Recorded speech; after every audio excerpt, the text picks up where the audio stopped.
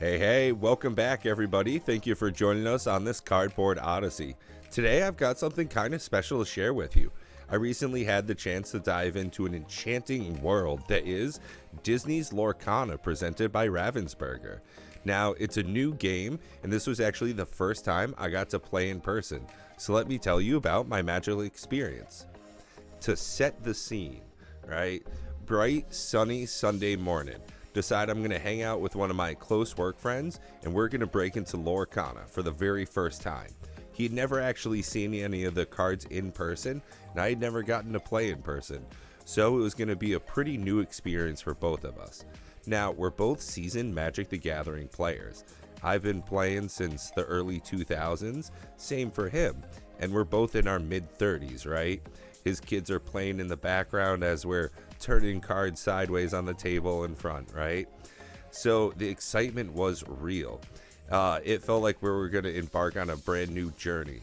You know, spoiler alert, we did. Now, as far as the gameplay experience, right? We played 2 games back to back, and we had a little bit of a pack opening experience intermixed here and there.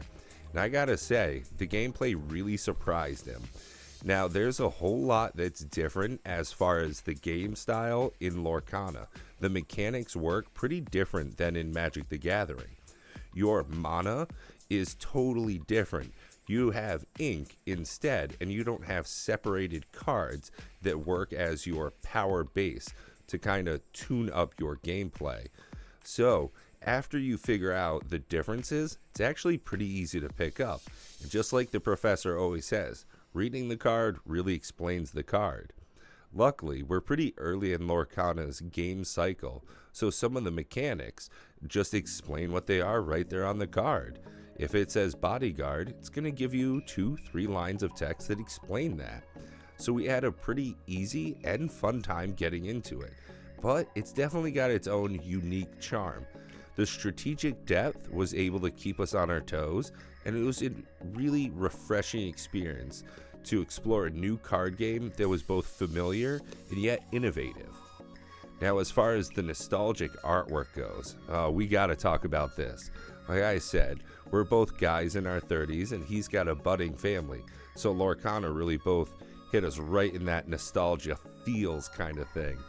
Yeah, I can remember playing our games earlier this morning and just thinking back to the late 90s, you know, playing Aladdin on a Sega Genesis and seeing that translation onto a card from Jafar when he was, you know, shaking his staff, and seeing Cinderella and all the 7 dwarves. Just really cool to have that translation of a bit of childhood reminiscence onto cardboard.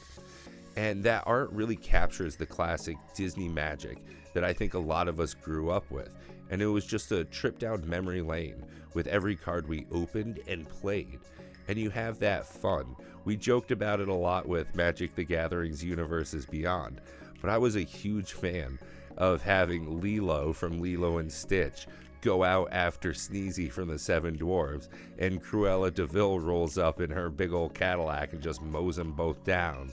It was super fun, and it was like bringing a piece of our childhood into the gaming session, and it felt so much more acceptable than what we've seen after 25, almost 30 years of Magic the Gathering.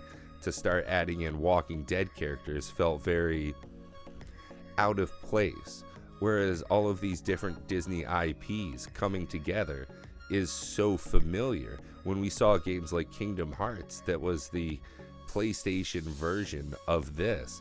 It's pretty dang cool.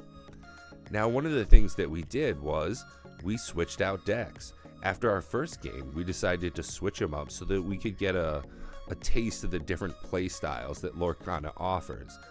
Now, they've got 6 different colors. To be able to build decks with, you need to have up to 2 colors. So there's a lot of different combos, and some of the precons are really exploring that.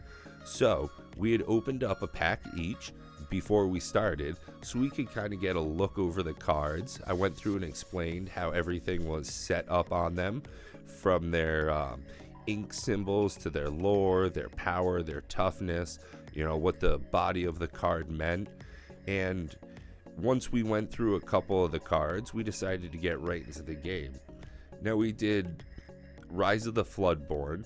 We had the 2 pre-con decks, and then we switched after the first one, and we followed it up by popping open 2 packs of the first chapter.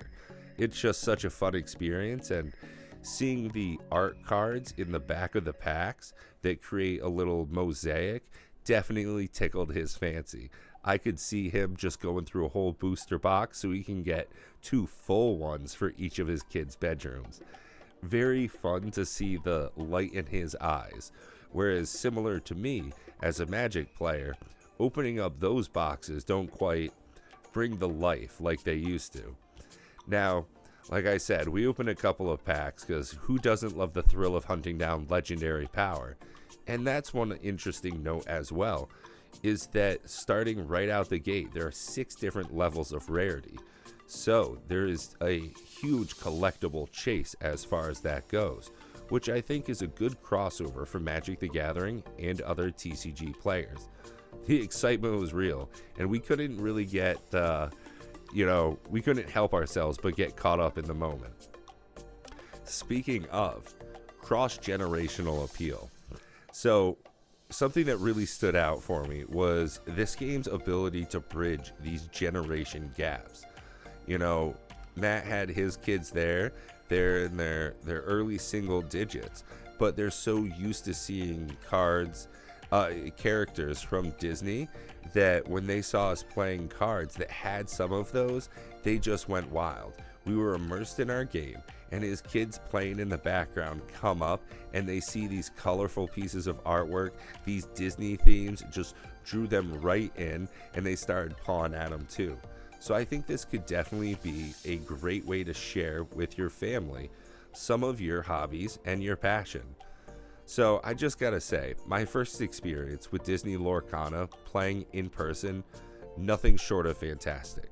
From the crossover gameplay from MTG to some of the nostalgic artwork that really tugged at my heartstrings, we were able to play different decks that really felt like they were different, and also the excitement of some pack opening. Today really just had it all. If you're a seasoned card gamer or a Disney fan of pretty much any age, Lorcana seems to have found a really good formula right now to capture some of the hearts and interest of people all across the gaming spectrum. So I just want to say thank you all for tuning in. I hope that you've had a chance to have a play experience like I have with Lorcana. If so, let me know down in the comment section below. And please don't forget to like and share the video so other people can also get notified of these great conversations we're having. We'd like to get in some games with you, so please hit us in the email in the comment section, and maybe we'll get to turn some cards together. Until next time, may your draws ever be in your favor. Take care, everyone.